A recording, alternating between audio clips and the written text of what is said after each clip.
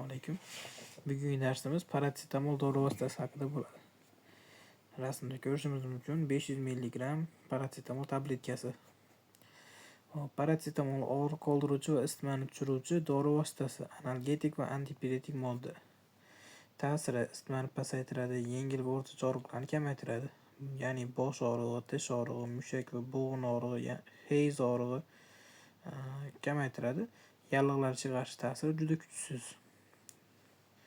Qanday ishlaydi? Parasetamol markaziy nerv tizimini prostaglandinlar sintezini kamaytiradi, og'riq va isitma markaziga ta'sir qiladi. Qo'llanilishi shamollash va grippda tana harorati ko'tarilganda turli yengil og'riqlarda qo'llaniladi. Og'riqni kamaytiradi, isitmani tushiradi.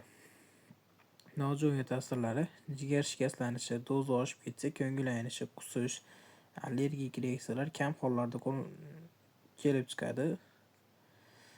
Qarshi ko'rsatmalar: og'ir jigar kasalliklari, spirtli ichimlikni ko'p iste'mol qiluvchilar ehtiyot bo'lish kerak. Muhim eslatma: dozani oshirib yuborish juda xavfli. Jigar yetishmovchiligiga olib kelishi mumkin. Shu bilan bugungi parasetamol haqida qisqacha ma'lumot berib o'tdim.